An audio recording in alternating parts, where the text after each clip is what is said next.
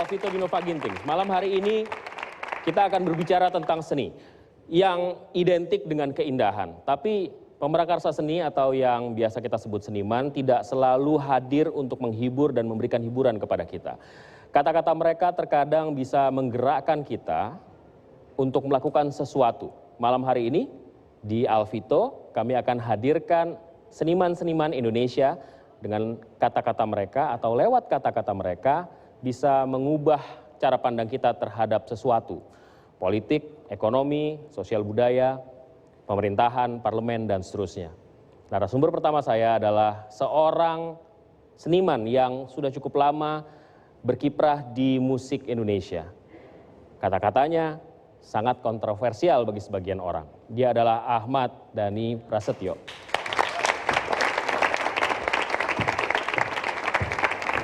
Malam hari ini, celananya yang kontroversial, apa kabar? Tapi ini memang sudah style Anda ya? Ada filosofi di balik itu? Nggak ada sih, waktu saya nonton Alvito, Saya nggak pernah pakai celana sependek ini. Dan Nggak. silakan duduk, silakan duduk. Boleh tepuk tangan sekali lagi untuk Dhani. Waktu saya nonton Alvito, Nah. itu looks-nya nggak kelihatan kaki. Jadi saya pikir kan nggak kelihatan kaki. Tapi nggak apa-apa lah, itu kan ciri khas Anda. Bukan, Tapi- bukan ciri khas sebenarnya. Tapi pertanyaan saya yang pertama adalah, buat Anda sekarang, seberapa banyak orang yang lebih suka kepada Anda ketimbang yang tidak suka kepada Anda menurut kacamata Dhani sendiri? Ya karena karya saya itu banyak yang berkualitas ya. Jadi pasti. Boleh tepuk tangan. Jadi saya harus menerima kenyataan bahwa yang berkualitas itu pasti lebih sedikit daripada yang tidak berkualitas gitu. Oke, tapi pertanyaan saya terkait dengan sikap Anda, visi Anda, pandangan Anda terhadap apa yang terjadi di Indonesia. Anda sadar nggak banyak yang nggak suka juga sama Anda? Karena Anda dianggap sebagai orang yang kontroversial. Oh sadar banget, sadar banget ya karena kita harus tahu bahwa di dalam agama yang saya yakini itu memang kita selalu berdoa untuk menjadi yang paling sedikit. Sejak kapan Anda tertarik sama politik? Karena 2014 merupakan tahun di mana Anda sangat intens sekali dalam politik. Sebelumnya kan nggak katanya golput sebelumnya. Sebelumnya iya. Kenapa Anda pilih golput waktu itu? Ya karena menurut saya nggak ada yang terlalu menarik lah waktu itu. Hari ini, hari-hari 2014 kemarin itu menarik banget. Kenapa? Ya karena itu tadi saya melihat masyarakat Indonesia ini mulai tidak rasional menurut saya gitu ya, mulai tidak rasional. Seperti banyak teman saya juga mulai nggak rasional. Dan menurut Anda perlu datang.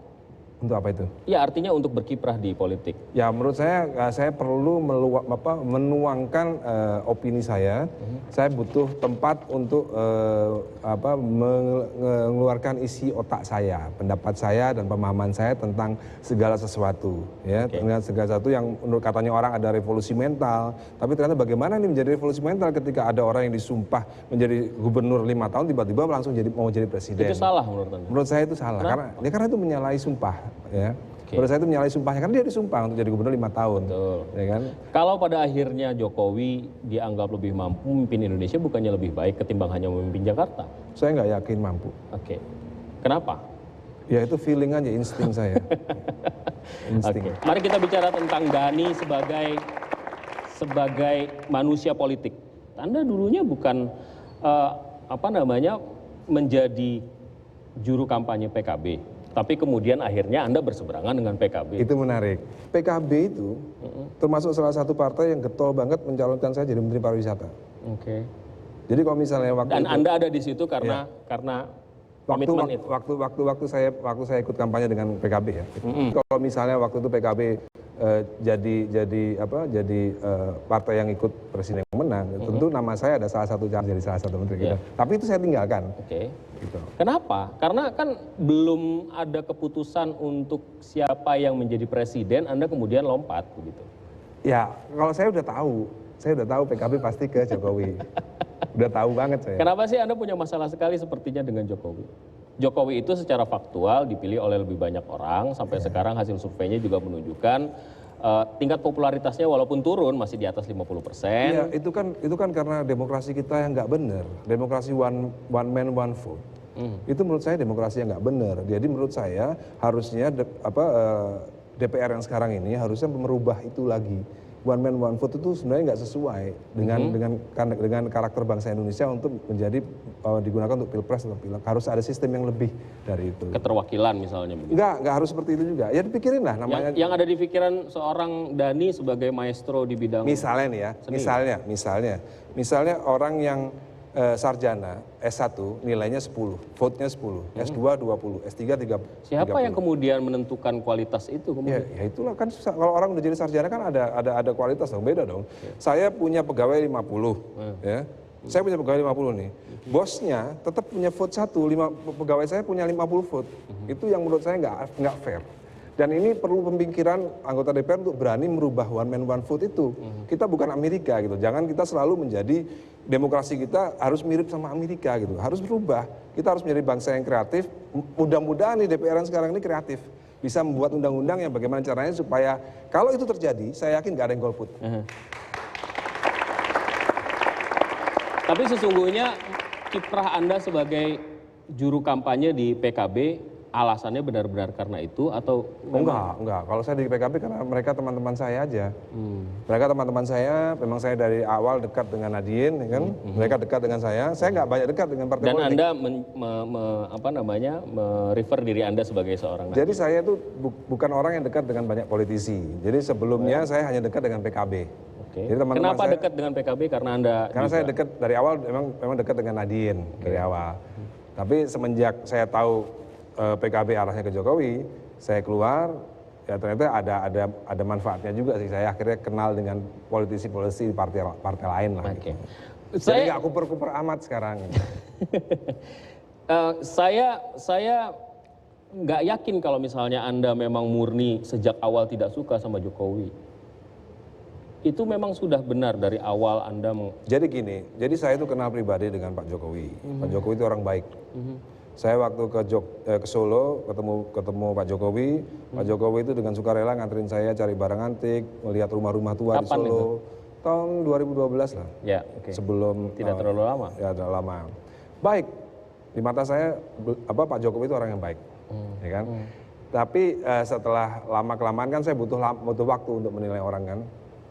Begitu tiba-tiba Pak Jokowi menerima tawaran sebagai capres, itu saya mulai luntur. Bagaimana hubungan Anda dengan PKB sekarang? Agak ini sih. Agak renggang? Agak renggang sih. Oke.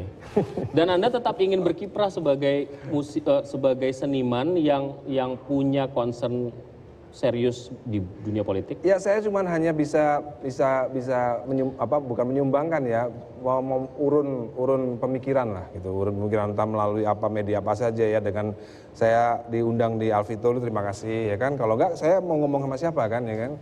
Saya cuma mau ini aja gitu loh, menumpahkan isi otak gitu loh. Oke.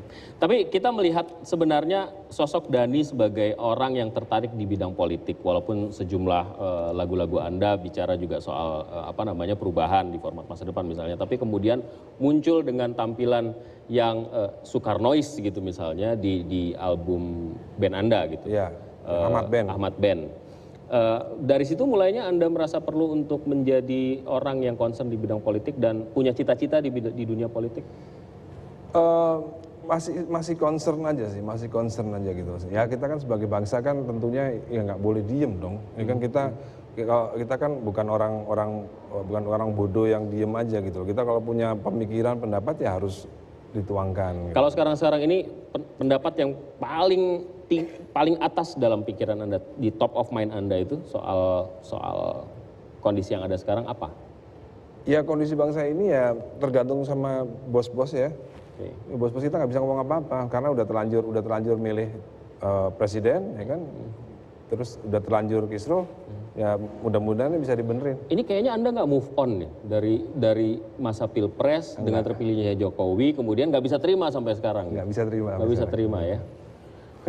Ya itu pilihan Anda. Kami akan kembali sesaat lagi, tetaplah bersama kami.